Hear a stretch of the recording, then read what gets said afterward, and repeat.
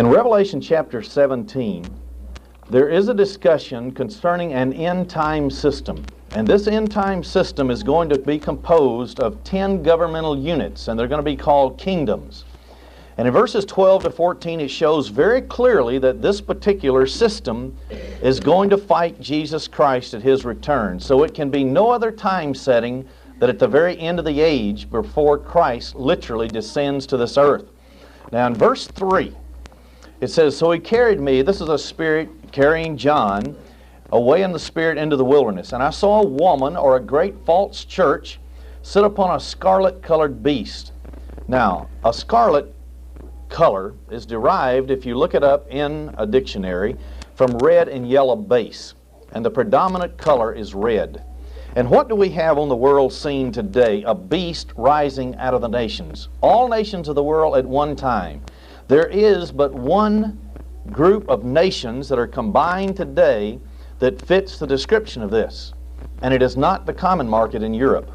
It is international communism, socialism. It is called red itself. But the very creators of this whole system comes from Europe. That's why it describes these various revivals of the old Roman Empire. And when you stop to think about it, the old Holy Roman Empire, you had Babylon, then you had Medo-Persian Empire, then the Greco-Macedonian Empire. It broke down into 4 different segments. They had various kings ruling over those 4 different parts of the Greco-Macedonian Empire. Then you had the Roman Empire. And the Roman Empire had 2 legs. One capital was in Rome, the other capital was in Constantinople. And when you look at the strategic plan for world survival today, you'll see that those who are promoting international socialism, communism, one world government, they have already broken down every nation on the face of the earth into 10 kingdoms. 5 of them in the western hemisphere and 5 in the eastern. So the world is broken down right now into 10 kingdoms, the way they plan on having it. Not just the common market nations in Europe. But now it's going to be very interesting, I think, when I get through here today, and we may run over time. So don't worry, we'll stop and stretch if necessary. But it is the leadership right now in the United States of America that is literally destroying this country. And Daniel chapter 12, verse 7, it says that God at the end of the age, and when all the prophecies of the book of Daniel occurs, then He's going to scatter the power of the holy people. If we understand correctly, there were 12 tribes of Israel. After King Solomon, when Rehoboam came to the throne, the kingdoms were split. There was the northern kingdom, and all Bibles that have maps in them show the different kingdoms. The northern 10 tribes of Israel, the 2 southern tribes of Judah. The tribes of Israel went into national captivity. They were sifted through the nations. Judah was not to start with, because God had to have someone in the Middle East, in Jerusalem, so the prophecies could be fulfilled concerning Jesus Christ and Him being born in Bethlehem, fleeing into Egypt, then He'll bring His Son out of Egypt, and so on. All of those prophecies had to be fulfilled. But the 10 tribes of Israel were sifted through the nations. They lost their identifying sign, Exodus 31, the 7th-day Sabbath, which was a sign, which is a beacon. It's like an advertising shingle you put out in front of your store saying, "I sell vacuum cleaners here." That's what it was, the 7th-day Sabbath. Also in Exodus chapter 13, I think it is, or 14, one of the 2 chapters, it says the annual festivals of God of Leviticus 23 is a shingle or a advertising sign saying these are the people of God. It's a covenant relationship. And so here are a group of people that just disappeared from the face of the earth according to historians, because they did not maintain that 7th-day Sabbath or the holy days, which were the sign that they had a covenant relationship with God. Now, in the very end of the age, though, according to Genesis chapter 49, there would be all 12 tribes, either a nation or there is a descriptive phrase in that chapter. And old Jacob brought all of his 12 sons and said, "Look, here's what you're going to be in the last days." The United States of America and Great Britain is identified by Joseph. There can be no misunderstanding when someone reads the Scriptures and reads the description of Joseph in verse 22 to 26. Even if you don't believe the Bible and you look at all the nations on the earth today, and if you just looked at that and said, which 2 nations fit? tremendous wealth. They're brothers. And who else but the British Commonwealth and the United States are brother nations today and have had the most wealth of any nations on the face of the earth. They're the only ones. There is no other. So even if you didn't have any background in the Bible and you only saw Genesis 49 and you believe that there is something on the horizon that is so incredible, there is going to be a nuclear conflagration between East and West that would destroy humanity. And if you just looked at that and said the last days, and you accepted the phrase last days before the nuclear war, but there still is no God, you could still only come up with those two nations, the British Commonwealth and the United States. There could be no other. Now, with this in mind, I want you to hear the words of J. Edgar Hoover, who was the #1 enemy of international socialism and communism. He studied this more than any person I know of. He's written books about it. Here's what he had to say about the enemy that's stalking the earth today. He said, every citizen has a duty to learn more about the menace that threatens his future, his home, his children, the peace of the world. If you'll take the time to inform yourself, you'll find that communism holds no mysteries. Its leaders have blueprinted their objectives. The time is far too late not to recognize this ism for what it is, a threat to humanity and to each of us. Now, I'm talking mainly to the United States of America. You as a Christian, and if you come under divine protection, and if you're one of those 144,000 who are going to be divinely sealed, you don't have to worry. Because Psalm 91 shows that 10,000 will fall on one side, 1,000 on another side, but nothing will touch you. But if God so chooses, you and I may die for the precious name of Jesus Christ. That is His choice. But J. Edgar Hoover was a special assistant for the Attorney General of the United States in 1919. He was assigned to prepare a legal brief for the government of the United States concerning the newly formed Communist Party and the Communist Labor Party in this country. Here's what he had to say. The amount of material was voluminous. There was so much, it was mountains of material, so no one should be uneducated to the threat of the human race today by communism. It's only because of our lack of effort and our indifference as to what's going on in the world, because it's happening over there.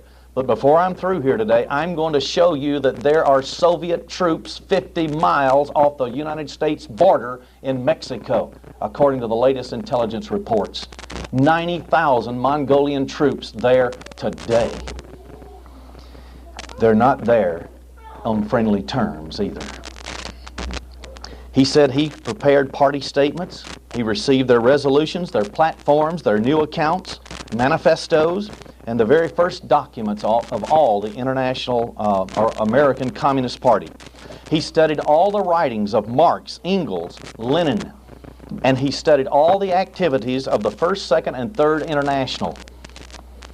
Here's what he concluded, and I quote, "These doctrines threaten the happiness of the community," that's the United States, "the safety of every individual, and the continuance of every home and fireside.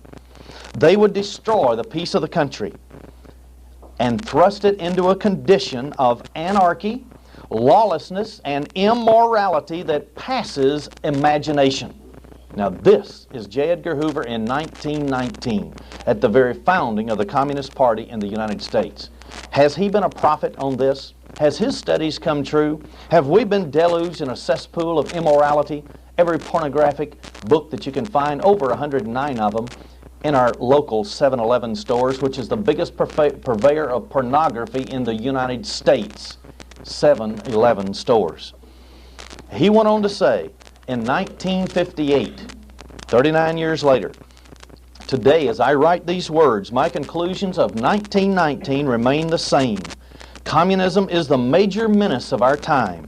Today it threatens the very existence of our Western civilization." And then he went on to give a little background. He said in November of 1919, the Bolsheviks for the first time received control in the Soviet Union, or in Russia at that time. They gained state power for the first time under Lenin. And that breach, or that takeover today, has widened and has become a tremendously vast communist empire.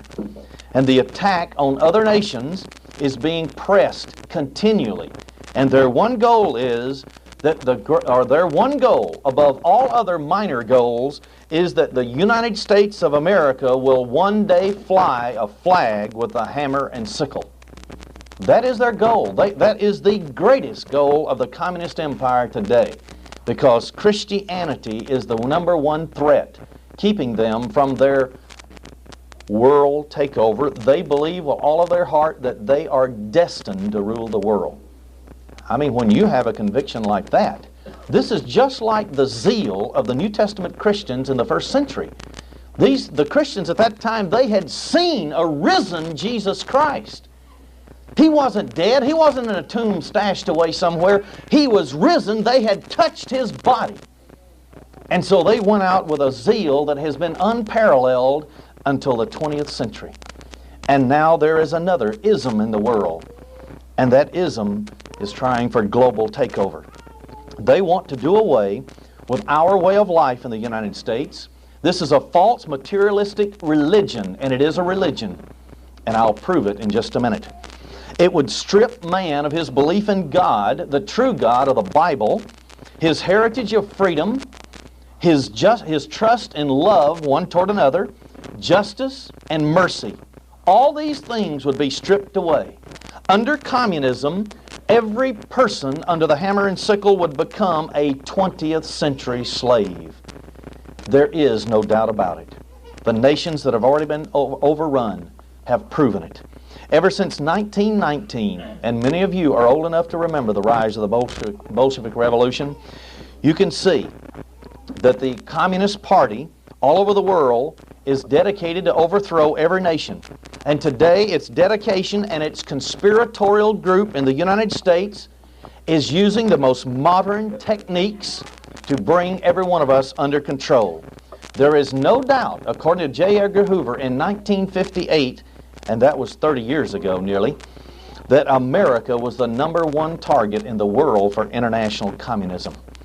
Now, the Communist Party, remember, is a state within a state. It has its own court systems. It has its own legislative assemblies. It has its own schools, its own newspaper presses. It enforces its own laws. It has no jury as we know it today. It enforces its own standard of conduct, and it offers its own road to utopia, the counterfeit of the kingdom of God. But it's the exact opposite. Jesus Christ is coming to set a world free from bondage, and yet the international communist and socialist movement is here to enslave the world. The exact opposite. The party member of the Communist Party, he may reside in the United States of America, but this individual lives in a communist world. He is totally indoctrinated. He has one thought, one concept, and that is that he is going to transform the United States of America as an exact duplicate of the Soviet Union. These people who are part of the Communist Party are a revolutionary people. They're pretenders. And I've read the Revolutionary Catechism before, printed it in our literature, had it on tapes, where they come in secret. There could be somebody right here in our midst who would pretend. I'm not saying there is. I don't want you to ever think that. But I can give you documented evidence of their people who right now, one woman sits in Jerry Falwell's church, and she is on the Council of 13 and answers directly to the Rothschilds. And yet she's a member of that church in good standing. So this tells you every religion in the United States of America is infiltrated. I mean every one of them. And we had better be very careful, because one of the things that they try to do is infiltrate religion and cause division, and divide and conquer. That is the technique. But I believe that right now the United States of America is on the very brink of falling into their hands. On the very brink. Now listen, I'm going to prove to you right now that communism on the surface is atheism, but underneath and the leaders behind it are not atheists at all. Not at all. But they receive direct communications from Lucifer. Now listen to this. Albert Pike was the #1 person in Freemasonry back in the 1850s, 1860s, 70s, 80s, and on up till he died in the 1890s. He wrote an 861-page book, Morals and Dogma. And this was of the ancient and accepted Scottish rites of Freemasonry. It was published in 1871. He said that what they are looking for is destruction and ruin, not progress and growth. So what do you have? You have a raising up of the masses, this is the term used, and we're going to overthrow the government leaders and the rich, and we're going to raise the masses. And then what happens every single time? They are enslaved, and they become slaves. There is no growth and progress, but they are put back in the feudal age, back in the Middle Ages, every time. Now what I want to show you, though, is the theological dogma, his doctrine of Albert Pike. And it's laid out in an article that he wrote called Instructions. This was issued on July 14th, 1889 to the 23 Supreme Councils of the world. He was the head, the Supreme Pontiff. See, there's more than one pope in the world. There's two. Here's what he said and wrote, I quote, "That which we must say to the crowd," that's the masses on earth, "is that we of the all these supreme councils all over the world, we worship a God. But it is the God one adores without superstition. To you, supreme grand instructors general, here's what you're to do. You may repeat that we believe in a God to the brethren of the 32nd, 31st, and 30th degrees. The Masonic religion should be, by all of us initiates of the high degrees, maintained in the purity of the Luciferian doctrine." Now, you must understand this, and this is where the driving force behind this end-time system is coming from.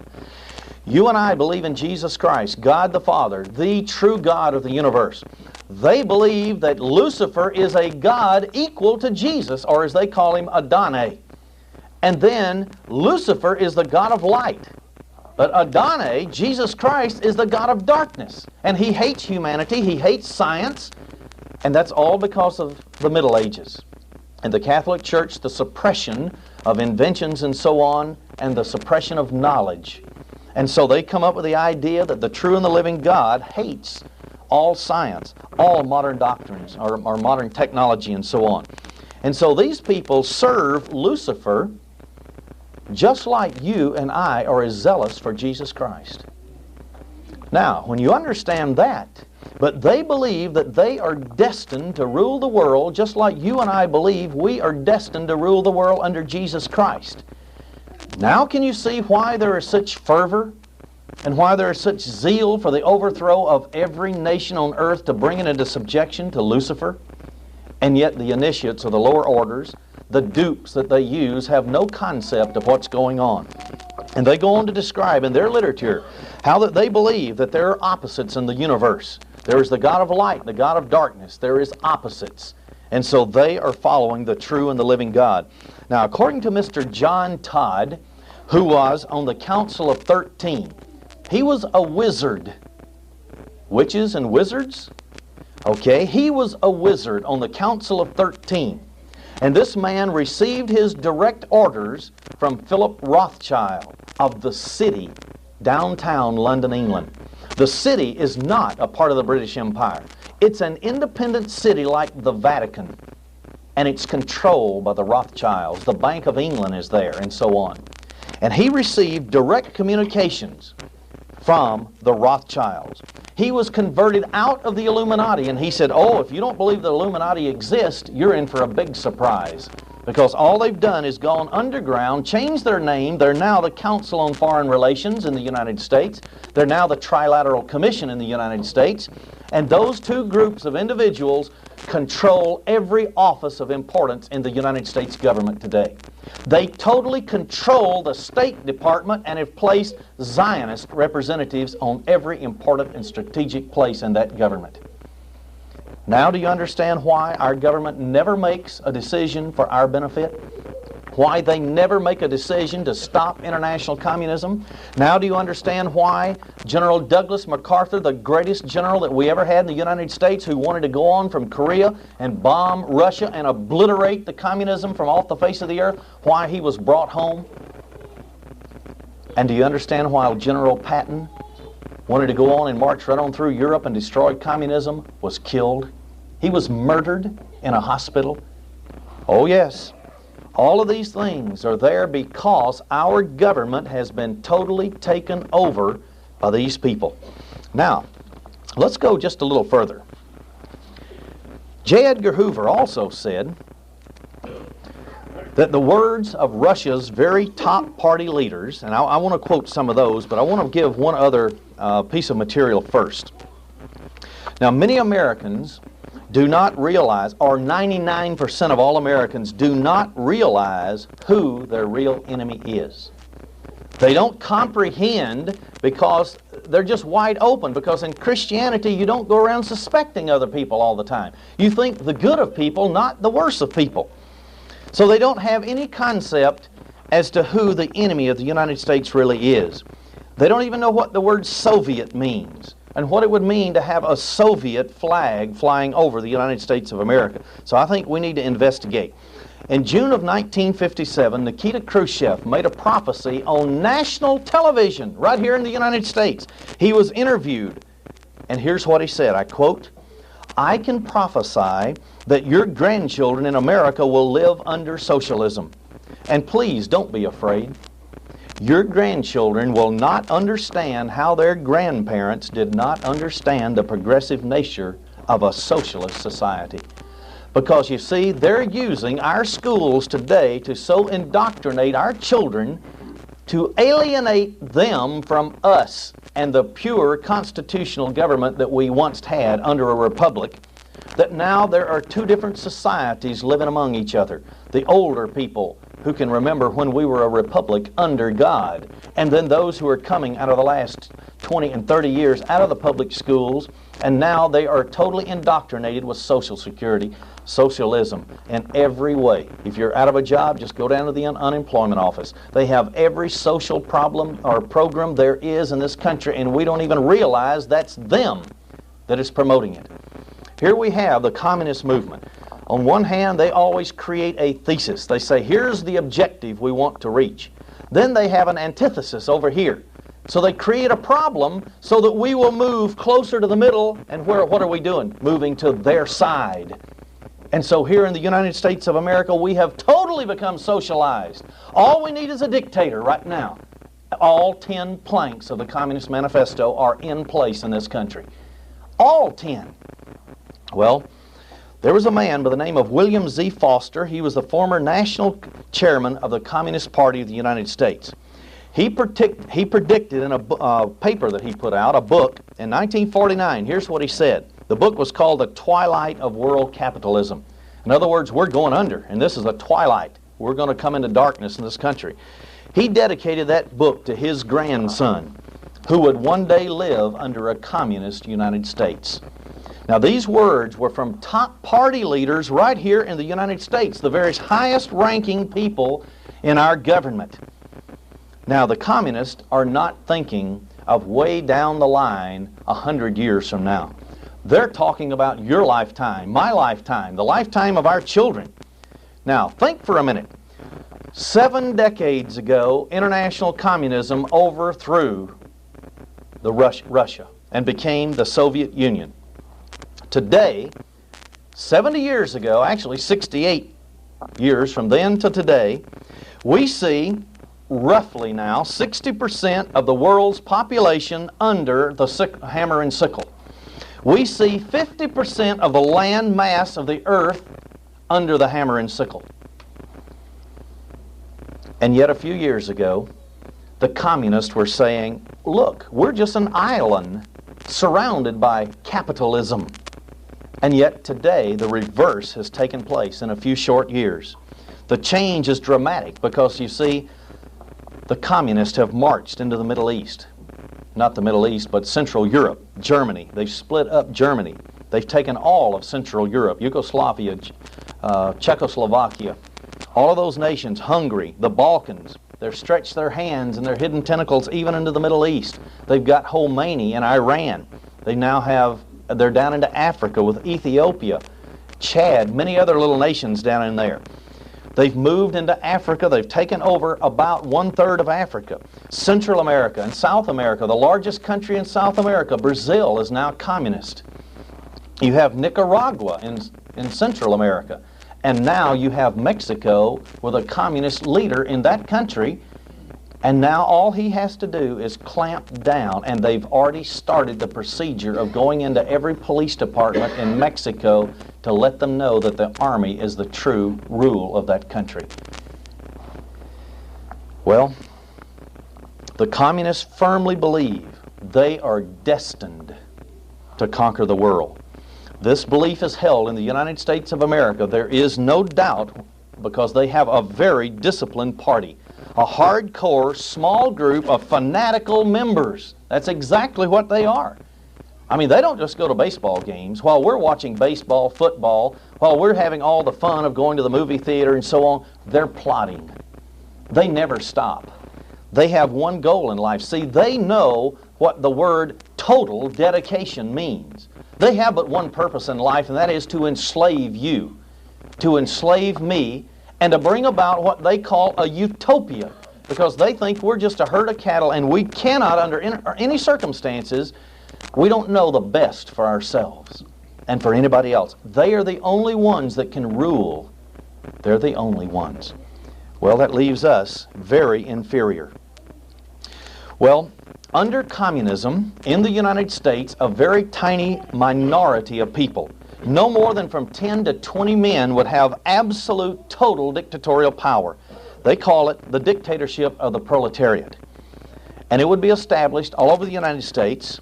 They make it very clear in their teachings. Every nation they go into, they will have this proletariat or dictatorship of the proletariat, and that is nothing but a smokescreen.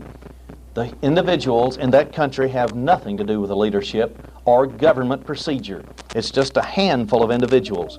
They've already stated they'll move the capital from Washington, D.C. to a large industrial center, and at this point in time, the #1 city selected is Chicago when they take over the United States.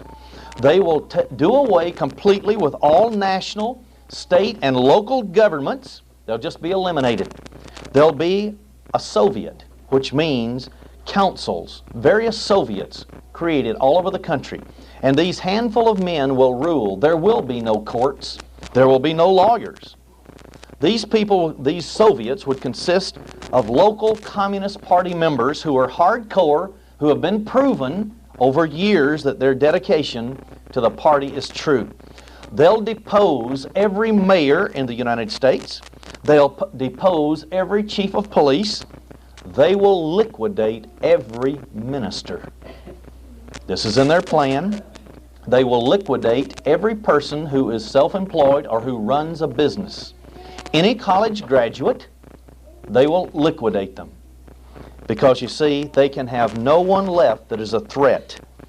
Now, the Constitution of the United States, all of our laws, all of our amendments to the Constitution, our guarantees of personal freedom will be abolished. If you own productive property, that property will be taken away from you. You will be arrested as an exploiter of the people.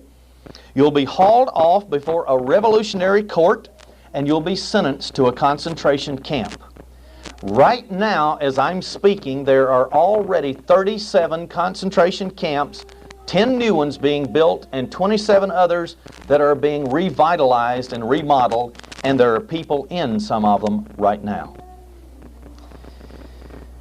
Now, if you even own a small business, everything you have will be confiscated. You will be liquidated as an individual.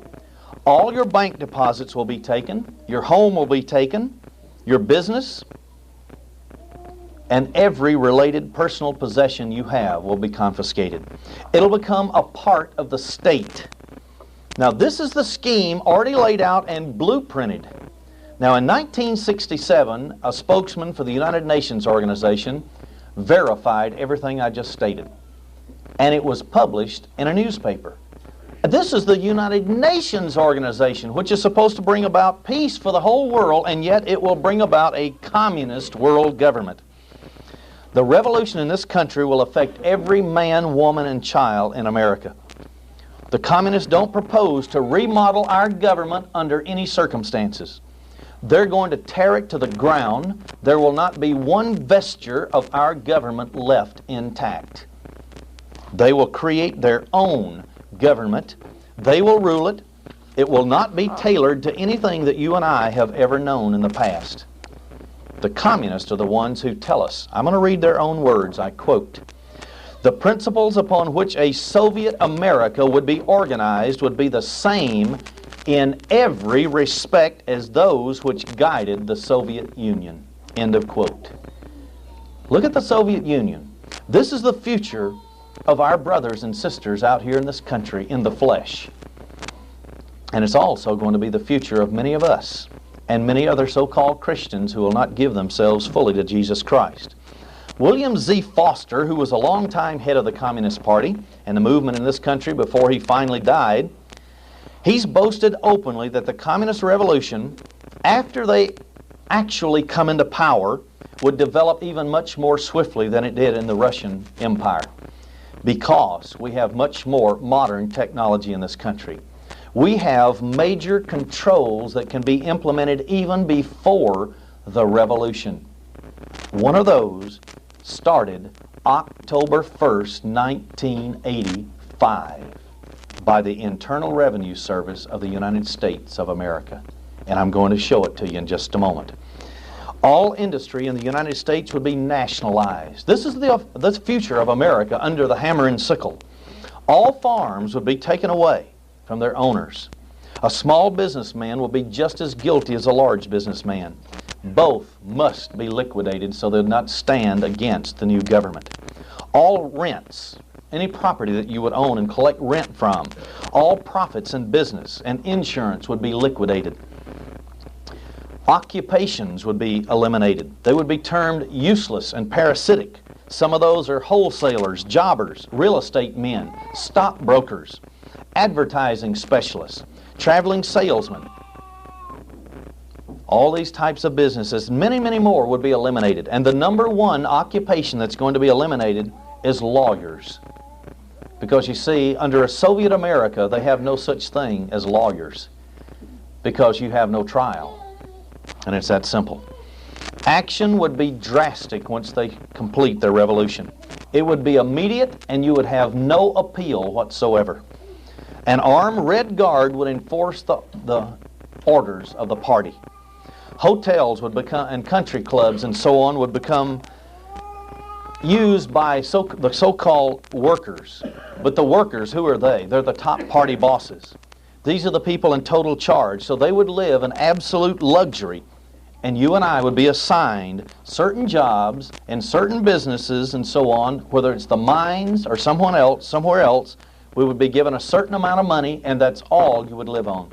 You would be given a certain amount of space in your home or your apartment, and that's all you would have.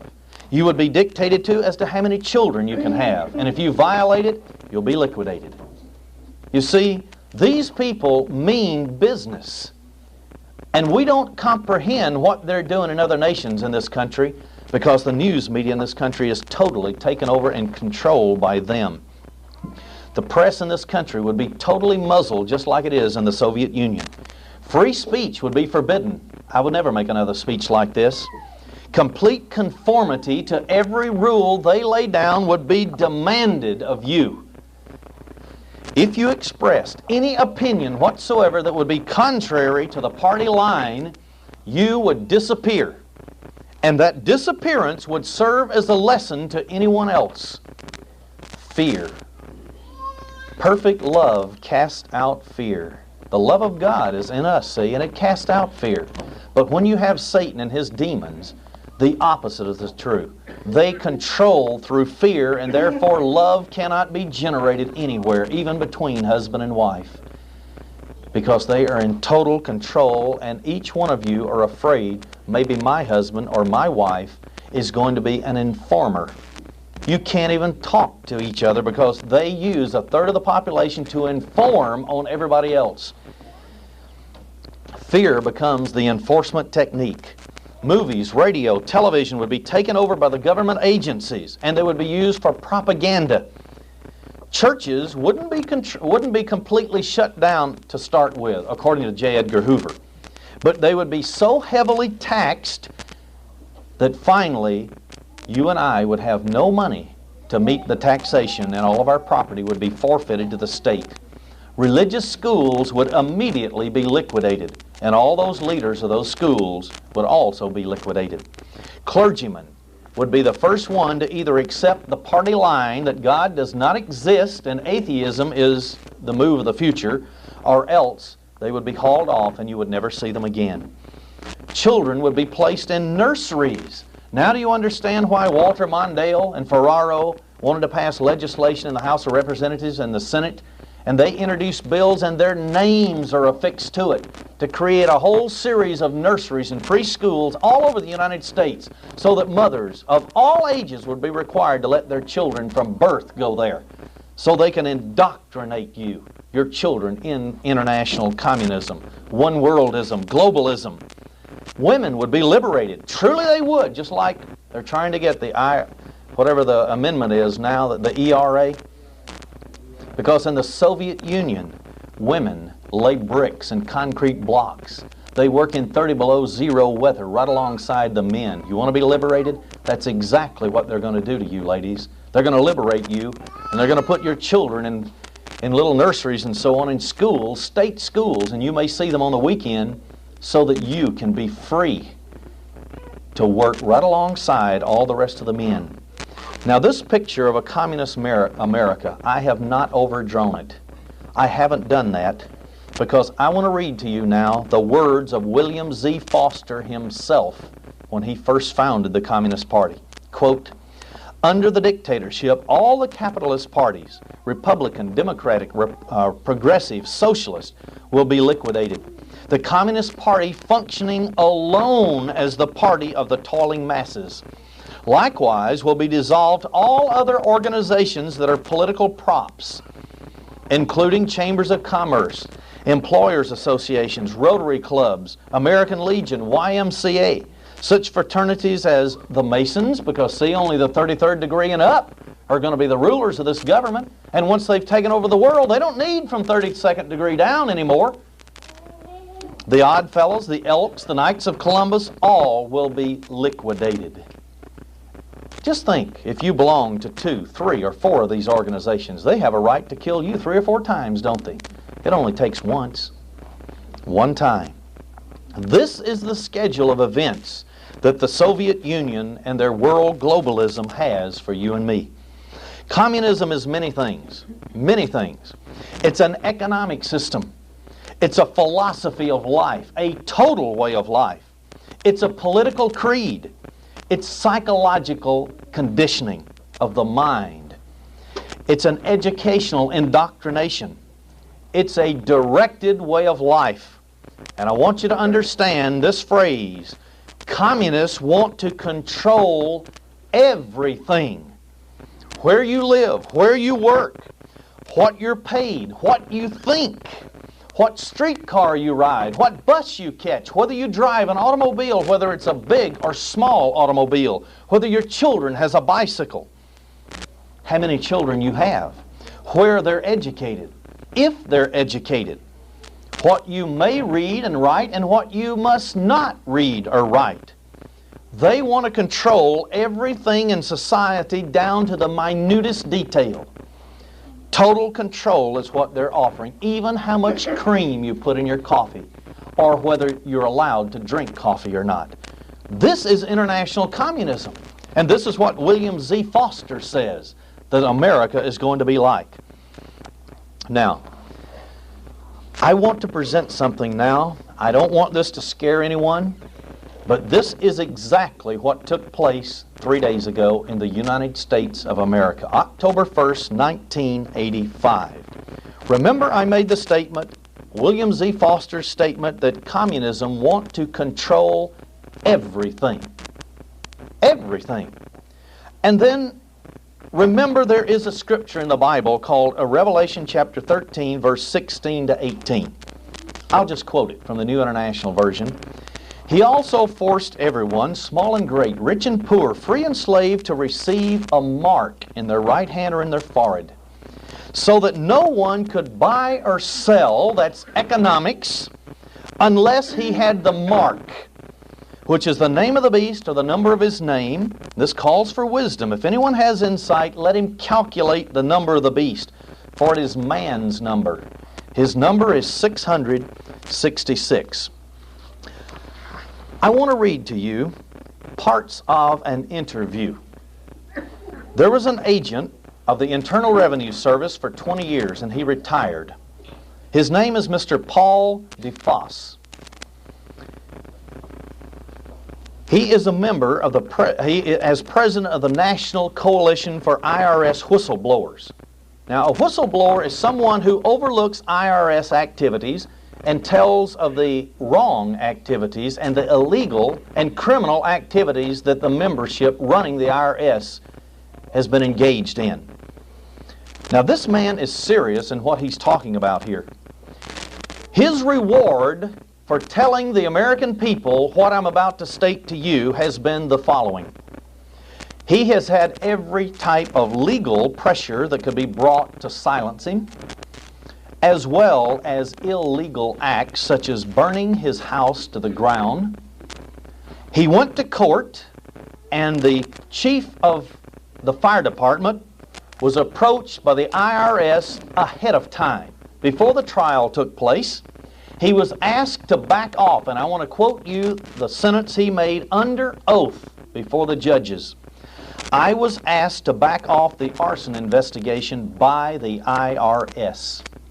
This man has credentials. He's a threat. They want him dead or silenced in some way. On April 4th, 1985, Mr. Paul DeFoss received a document from another whistleblower within the IRS. And he says that this is going to bring absolute control of every financial aspect of our life, of every single citizen in this country. And if it went into operation on the date they were shooting for, America will have to go through a revolution of the people in order to gain back the freedom they have. 3 days ago, it went into operation. According to him, America is gone. There is no way to take it back. Now, I want to give you a little of that information. He was interviewed by a group called Money Changer Newsletter, which circulates all over the United States. And he asked, well, give me a little of your background.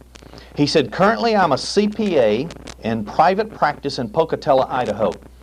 I have 2 degrees. For almost 20 years, I was an Internal Revenue agent. I started work with the IRS in 1966 in San Francisco, then in Doreno, California, then finally up in Pocatello, Idaho, where he now resides. He said that he was a revenue agent, and when he retired at the end of 1984, he was a senior IRS agent for Eastern Idaho. I believe this man knows what he's talking about.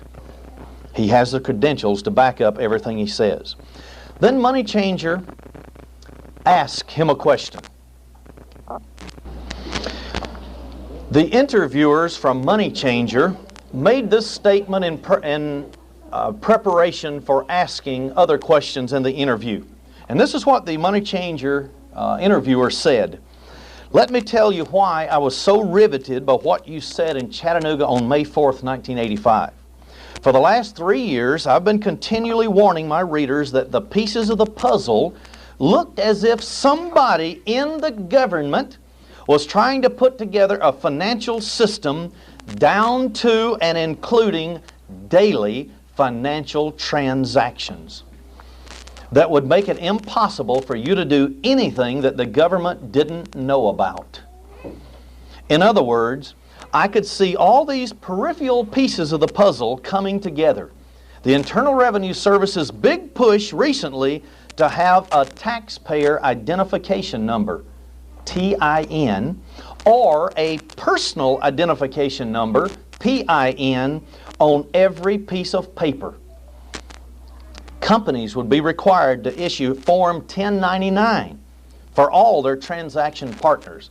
In other words, if I have someone, I'm an independent contractor, if somebody else contracts work from me, when I give them money, I would have to file this Form 1099 with their number on it and my number showing who this money went to, so that every single penny in America could be accounted for.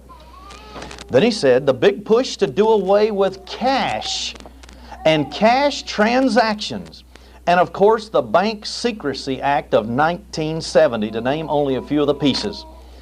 All of these seem to be coming together to form a system in which the individual is financially completely naked before whoever has the records.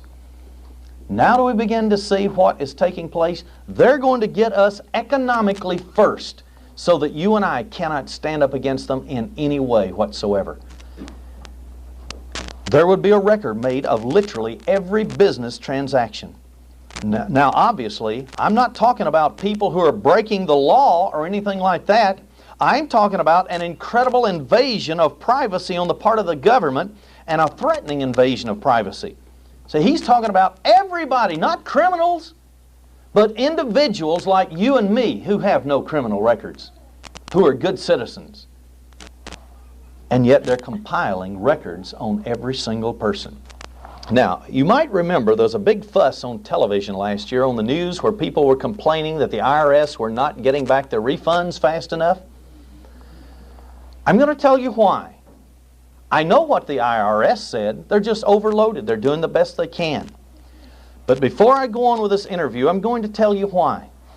You see, they now are compiling files from every single government agency in the country, every private credit bureau, every agency that has any type of information on citizens.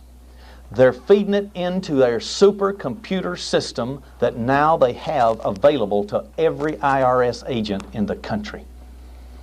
Their first priority was to get all the information on every citizen into the computer before refunds started going out to people. That was the real delay. They wanted to know about every single one of us and how they were going to control us so that before you filed your tax the next time, they've got you. Now, let's go a little further. He wanted to talk about this IRS strategic plan that he got in the mail from another whistleblower.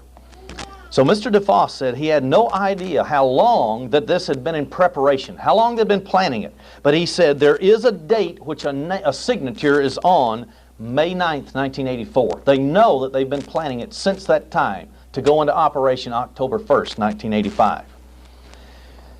So Mr. DeFoss went on to explain what this entailed. He said that basically the first part is a profile on every taxpayer. It's a profile which will cover the first 3 years, because you see, right now under law, we only have to retain our receipts and so on for 3 years and prove our income for 3 years. And after that, you can throw it away. So what they want to do is put everything on those 3 years into their computer and store it for all time. And by the time you file for the 4th year, then they have 4 years on you. The 5th year, they've got 5 years. And from now on, they're going to have all the files on you from the day you're born till the day you die. Right in a computer. He says that's number one, is creating this profile. Then the next year, they'd have a 4th year profile, a 5th year profile. Then Money Changer interrupted him and said, what you really have then is a permanent record in the hands of the IRS on every financial transaction. And he said, yes, that's exactly what they want. They want all the personal information on every single person in this country. Now, the strategic plan also called for something else. Here's what Mr. DeFoss says. As I indicated, there are a number of goals or directives listed. The most important, I feel, is that they're setting up as fast as possible the personal information files or profiles, as they term it, on every taxpayer in America, with information coming from all other government agencies, investigative records, state tax records, state, county, and local records of every type imaginable. And this includes real estate sales. everything there is. Then Mr. DeFoss said this: this 5-year plan, along with the comments of the IRS commissioner. Now, the commissioner is a Mr. Eggers, E-G-G-E-R-S. And Mr. Eggers has already stated that they want everybody in this country under direct control. Now, with his comments and with this 5-year plan, he says this indicates that the file will contain such things as voter registration rolls, property tax records, automobile registration, driver's license records, and the list goes on and on and on, all the way down to your Federal Reserve records. You don't think you have a Federal Reserve record? Oh, yes, you do. If you have a bank account, you do. Because you see, under a recent Bank Act, they federalized all savings and loans. That's why the 71 private savings and loan companies in Ohio failed. It was contrived, and then they were forced to come into the FDIC, and they became Federal Reserve banks. Every bank in America is now coming under the Federal Reserve System, and the Federal Reserve System is a private corporation owned by 8 international banking companies, and the IRS is a collection agency for the bankers. Because what do you have? What is our national debt? It's what we owe to the bankers. The Federal Reserve System. When they print these little notes, they give it to us at interest. They get their interest-bearing bonds. We guarantee this country in collateral for paying back the debt. They're going to collect their debt. That's basically what it's amounting to. I realize some of this is startling because we're living in it. I'm sure many of us have heard prophecies for years and years, and because it didn't happen, prophecies they talked about failed. It just never seemed to happen. Sometimes we're hesitant. But brethren, this is now. This isn't 20 years ago, 10 years ago. This is now. 3 days ago. The money changer went on and asked another question.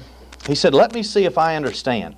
The IRS has a written plan, a 5-year plan, just like Joseph Stalin had of the Soviet Union, that calls for their organizing a file on every taxpayer in the United States, which file will include all public information about him, as well as all private information they can lay their hands on.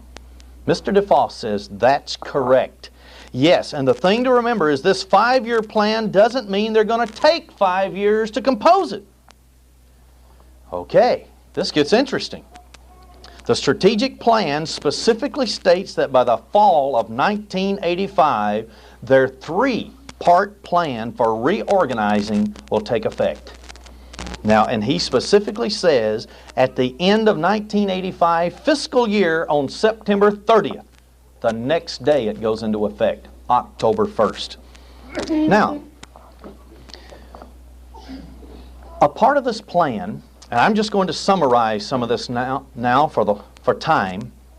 A part of this plan called for, once the files on every American is completed, the last 2 years of this 5-year program was to start suggesting through subtle pressure that all Americans start using electronic transfer of funds, so that by the end of the 5-year complete program, all business in America will be done through the electronic exchange. No cash, no checks. This could only be done if the Federal Reserve System and the IRS were working hand in hand, and not autonomous organizations separate from each other. What this is telling me now is that the IRS has such power and control because they can audit anybody. They can audit a senator. They can audit a representative, a Supreme Court judge. And nobody wants an audit. That tells me they have such power that they can tell anybody what they want to do, and it's going to be done. And I will prove that to you from their own statements. And I'm looking for his name right now. But there's the very top IRS official in the Western Regional Commission. He has gone 10 years ago in 1973 to judges in Los Angeles and told him the outcome that he preferred. And the judges, ever since then, have started giving the IRS always the victory over taxpayers in their conflicts. Now, this means something. Because if they're doing it to local and federal judges, doesn't that mean they can do it to the Supreme Court judges also? Doesn't that mean they can do it to the Ted Kennedys and all the rest? Or, to be exact, George Hansen of Idaho, who wrote a whole book exposing all the atrocities and even pinning it down to where the IRS murders people to keep the public in control. And he documented it. And then suddenly they found things wrong with his IRS forms. And suddenly he's been under pressure ever since he wrote that book. I'm telling you, there is somebody in the woodshed, and they're trying to take America from Americans, and they don't want to give us a chance to bring them to justice. Now, I only want to read one other part from this interview. Then I want to get on to something that is very, very dramatic. And this is today, not 20 years from now, not 40 years from now. This is 1985. Mr. DeFoss went on to show that the record of the IRS is a very black record. He said this agency is nothing more today than a control of people agency. He said, why in the world, since our own Congress passed laws to say the FBI, the IRS, and the CIA could not have files on private citizens, why is it the FBI and CIA destroyed their files, but the IRS now is compiling them at top-rate speed? That means they control all other government agencies, and everyone is terrified to stand up against them. And he says that these profiles on private citizens have no use whatsoever unless it is used to control the American people. And what did J. Edgar Hoover say international communism wanted to do? What did William Foster say communism would do? Control everything. Now, I want to get on to something now that I don't want this to scare anybody, and I keep saying that because you and I have God as our protector.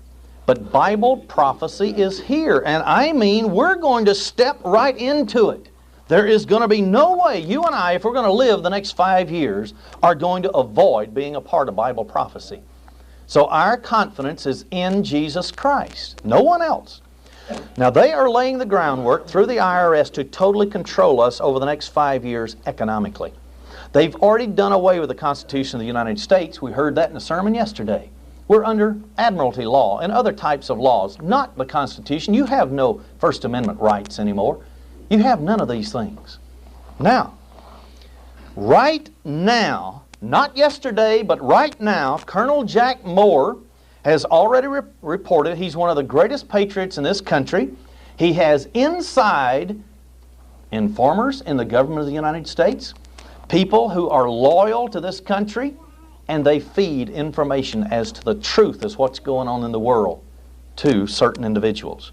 Right now in Mexico, Ciudad Victoria, Mexico, which is about 100 miles south of the United States border and south of Brownsville, Texas, pictures have already been taken of Soviet tanks with their red stars on it in Mexico, 100 miles from our border. 5 years ago, this was reported. It was brought to the attention of newspaper people, and they were hushed. Could not release it. The man who went there on a hunting expedition, he came back, chartered a pilot plane, got permission and flew into Mexico. The plane was shot down by a Soviet MiG 5 years ago. Why haven't we heard about that? Why have we only heard of Cuba and Nicaragua just a few years ago? Why not Mexico 5 years ago? The plane was shot down, the pilot was killed, but the photographer is now rotting in jail in Mexico. And you know what the officials of this government in the state of Texas said? Oh, he was just flying marijuana, drugs across the border, so we'll let him rot in jail. You see, but there are people who have the photographs, and they were taken to the State Department of the United States. They've got the evidence. Also, there is Soviet-equipped tanks, military people, thousands of people already equipped at various stations 50 miles south of the border of the United States, due south of Del Rio, Texas, south of El Paso, Texas, south of Nogales, which is Nogales, Arizona, and Mexico, Mexicali. There are North Korean troops in the Baja Desert right now, up to 40,000, with making military maneuvers now. Why haven't we been told? Because somebody totally controls the press and the government in this country. In 1984, illegals were caught. This is a year ago now, over a year ago.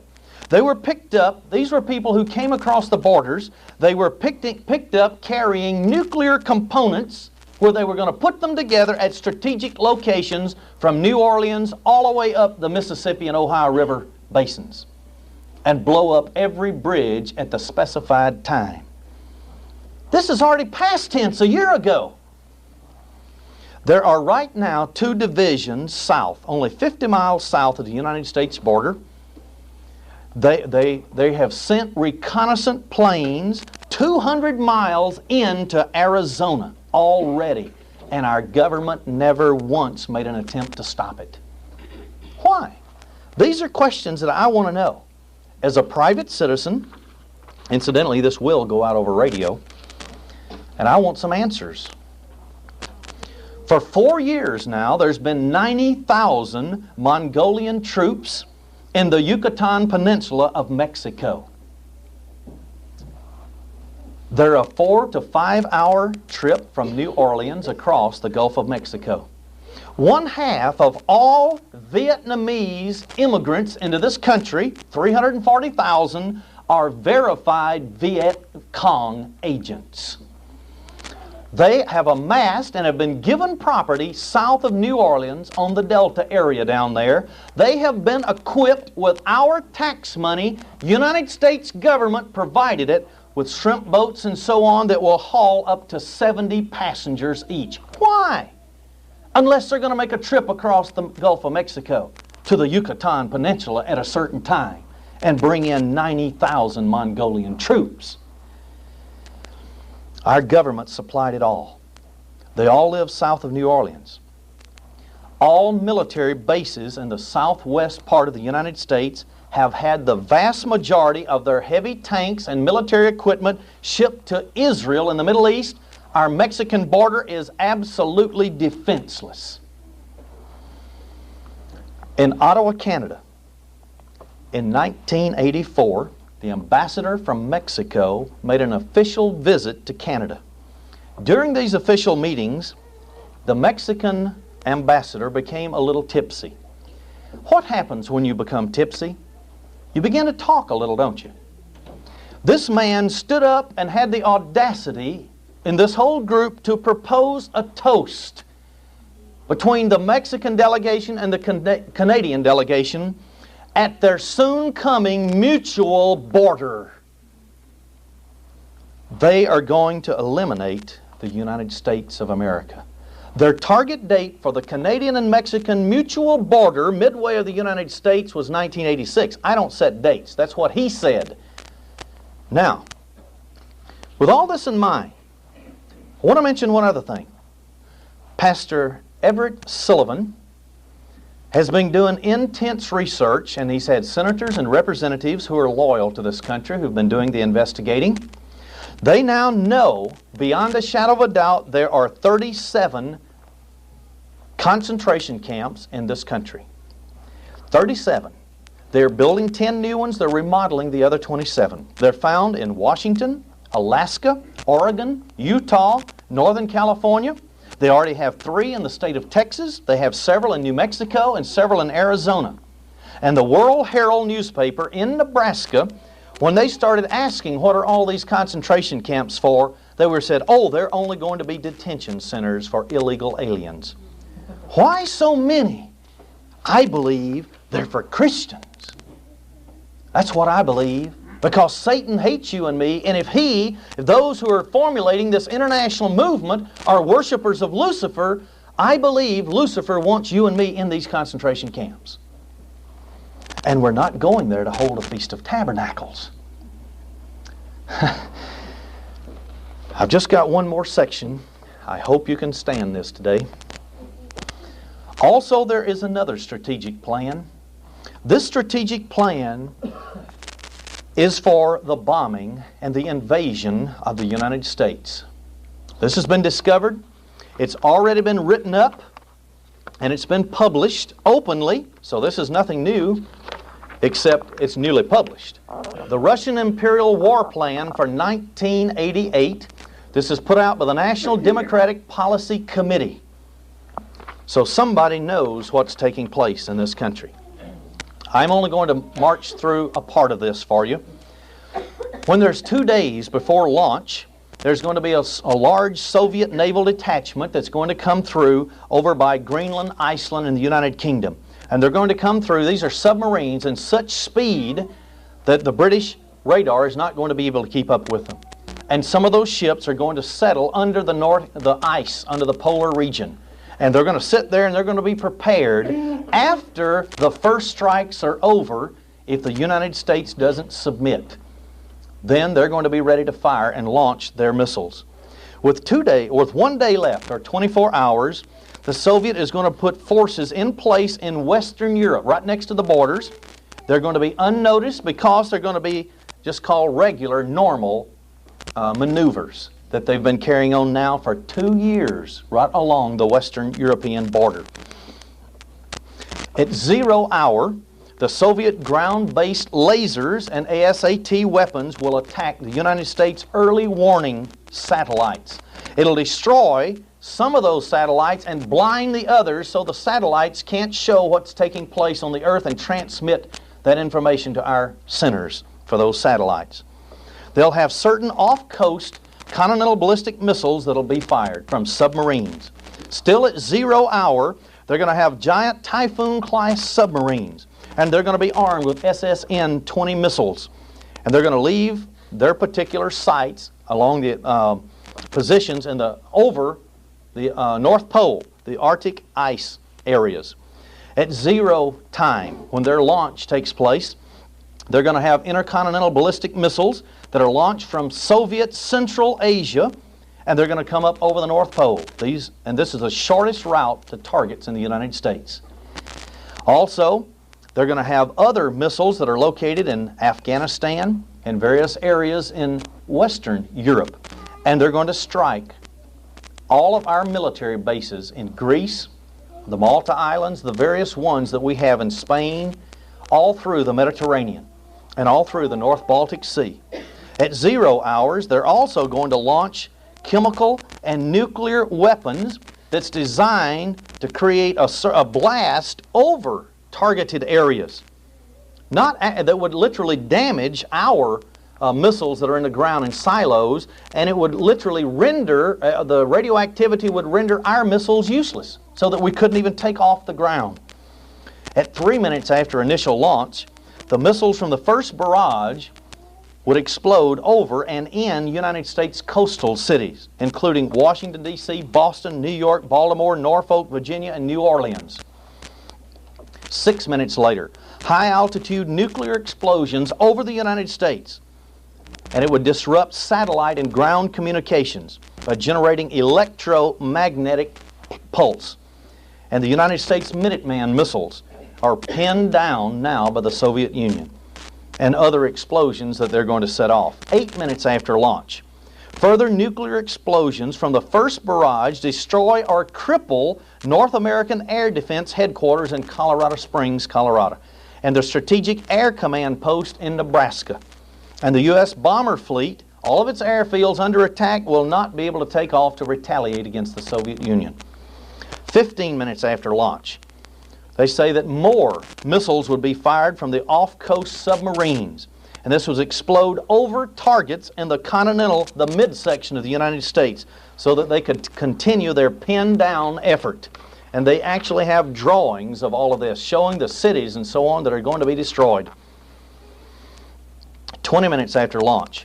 This heavy Soviet ICBMs that are going to be fired from the USSR will begin to explode on target, destroying this time the already pinned down Minutemen missiles in their silos and leveling American cities with strategic bases, air bases, and manufacturing plants such as McDonnell Douglas Corporation 4 miles from my house. And they say that on this initial strike, 75 to 125 million people would be killed. What did it say in Ezekiel chapter 5? A third of the population would die. And then another third would be sought out by pestilence and so on until they died. What is that? Chemical and biological agents? Fallout from radiation? Disruption of the water supplies? You can't drink anything. If you do, you fall over dead from poison. And then another third taken into captivity. Brethren, these things are real. And after 2 weeks, they're going to call for a complete surrender of the United States of America, or they're set for their second barrage of nuclear missiles. Now, I want to end today, not with the bad news, but the good news. And brethren, this is our hope, Jesus Christ. There is no one else but Jesus Christ. I hope, and that's all I can say is I hope, because I don't know every single person's heart in this room. It's got to be with God or you wouldn't be here. And I believe that with all my heart. It's got to be an awfully sincere heart. But I personally am looking for the day, through this ministry and others that you've learned from, that you will so present yourself a living sacrifice before God, that the following is going to happen to you. And I looked, and lo, a lamb stood on Mount Zion. You read Hebrews 12:22. Mount Zion, it says specifically, is heavenly Jerusalem. I believe with all of my heart that somebody here, somebody in the United States of America, somebody all over the world, 144,000 people are going to be standing in Mount Zion. They're going to be sealed with the seal of the living God before all hell breaks loose on this earth. And they're going to receive divine protection. And I pray with all my heart it'll be you. Because who else on earth is so sincere as you are that you would risk everything you have to obey the living Jesus Christ? And it says here, I heard a voice from heaven as the voice of many waters. Are you guessing where I'm reading?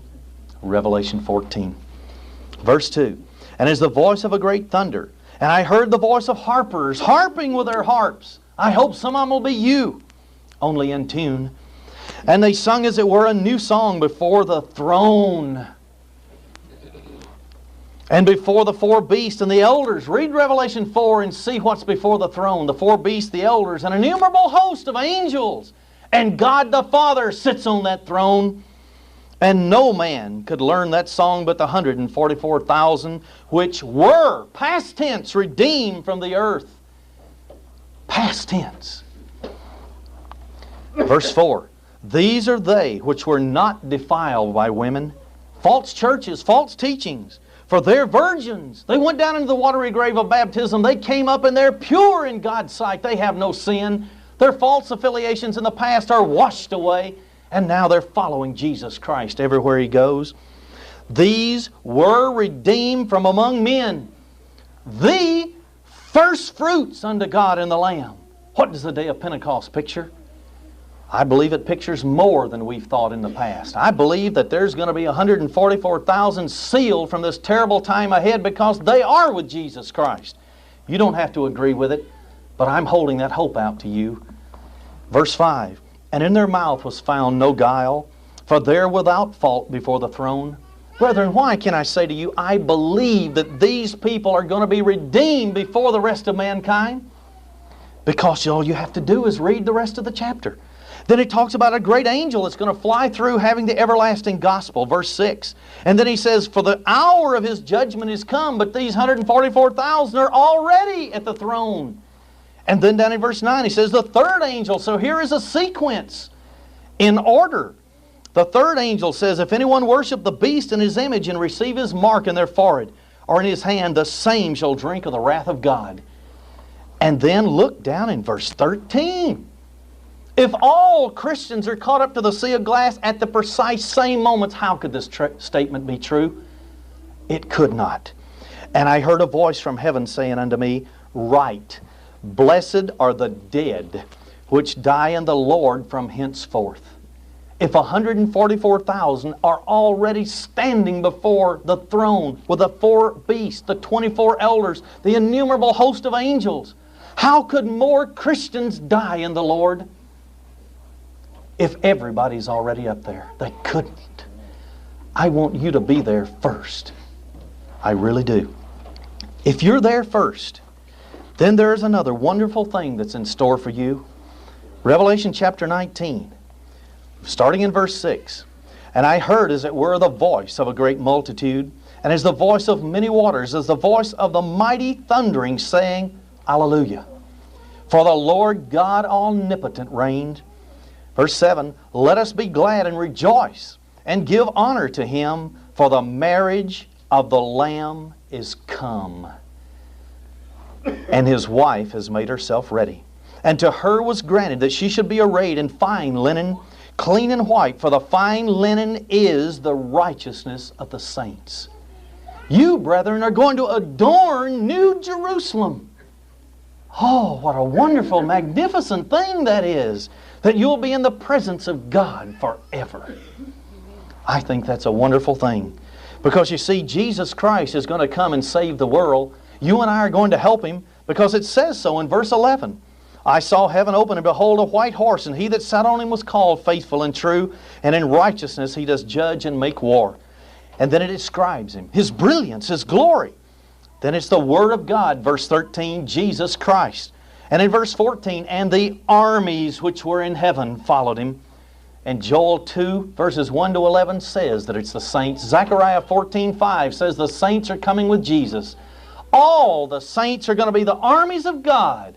And we're going to victoriously defeat this beast, this red international socialism that's going to rise, that's going to cause the confrontation of East-West, and then all of a sudden Europe will rise as one of those 10 kingdoms, and Brussels, Belgium is where the computer is already set up.